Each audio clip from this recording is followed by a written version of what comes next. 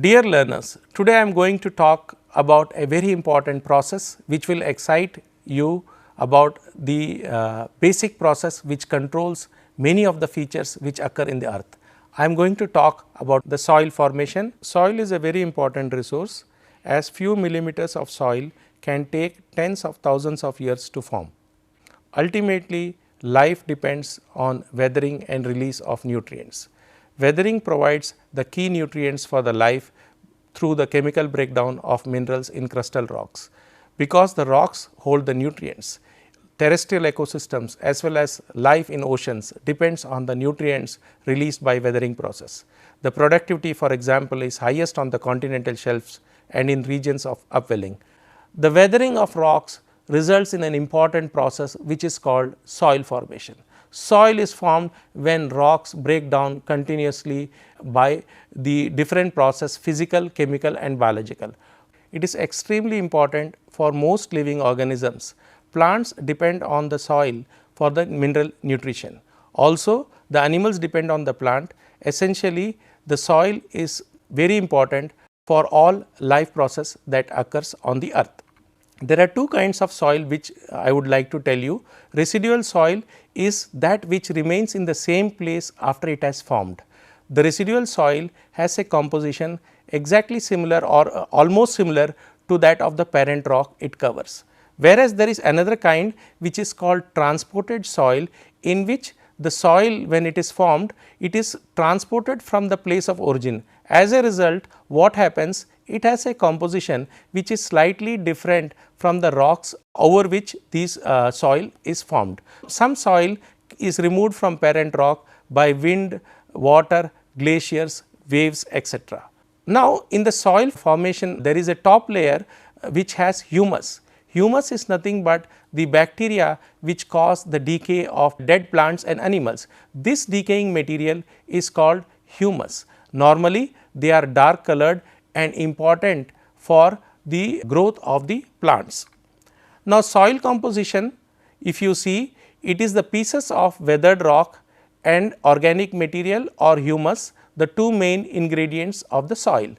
Organic material, that means it is formed from living organisms, and rock particles are formed from weathering of the rocks, and more than 80% of the soil is weathering product, that is the rock particles. The rock particles and the humus and the soil organic matter has some pores, and in these pores air and water occupy these spaces. The minerals in soil, they are mainly clay and quartz. They are the most abundant minerals in soil. Clays are secondary minerals of the rock weathering. That is why weathering of rocks produces secondary minerals, and these are essentially clay. They are normally stable and exist in great quantities. If you see the elements, they are very important for life which are present: potassium, phosphorus, nitrogen. They are important for the plant growth. The pore spaces are occupied by air and water. When they are occupied by air and water, it is very important because the plants derive the gases as well as the water requirement from these pore spaces. Different composition of soils can be formed by different parent materials.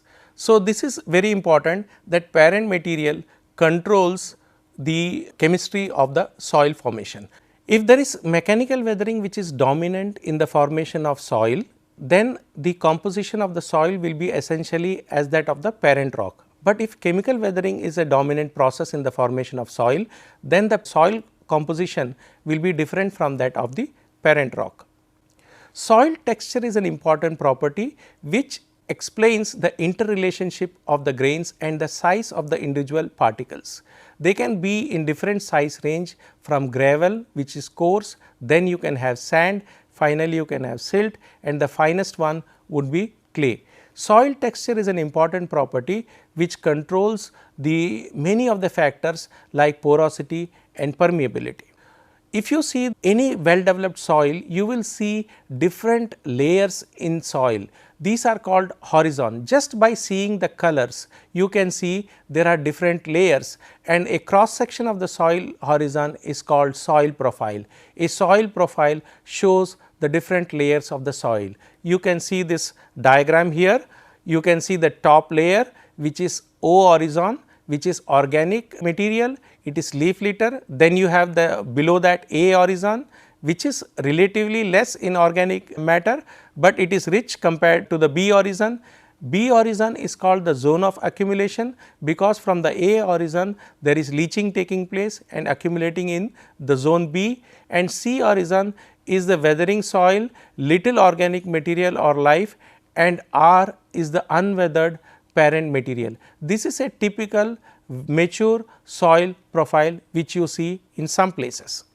Mature soil, I use the word, is that which has the well developed layers. It takes thousands of years and proper conditions for soil to develop into these 3 layers. That is why soil is a very important resource, and we cannot manufacture soil in the laboratory. Nature takes thousands of years to develop few of soil.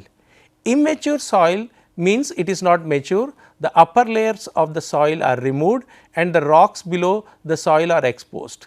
The weathering then forms the new soil from the exposed rock. This is because there is not enough time for the layers to form, or in some places the soil which was formed is transported from its place to another. For example, in case of glacial erosion, what happens is the upper layers of soils are removed away, and what you see is an immature soil. Formation of soil, soil forming factors, number of them are there. Most important are time, climate, type of rock, and surface features of the region, or I can also call it topography. Time is one of the important factors in soil formation. More the time, more the reaction occurs, more mature will be the soil formed. The second factor is climate. In areas with heavy rainfall and warm temperatures, weathering takes place rapidly, and if they are not having these conditions, it can be slow. For example, in desert region, different kind of weathering will take place. If there is heavy rainfall, there is warm temperatures, there is life, then they can speed up the chemical and mechanical weathering of rocks. That is why you have different kind of soil in different parts of the globe, because the parent rock may be same, but if the climate conditions are different, the end product can be different. The type of rock is also important.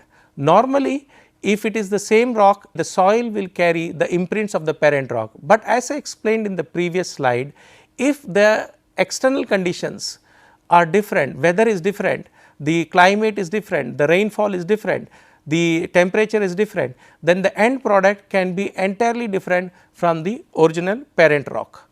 Surface features of the region are also important, that is the topography. For example, on very steep slopes, rainwater running off the land erodes the soil and exposes the rock to weathering. If it is a stable low lying area, different kind of soil will form. So, learners, I believe that today you must have learnt about the significant process in the earth which controls many of the life activities, and you must have enjoyed this lecture and become clear about some basic fundamental concepts relating to the soil formation. Thank you very much.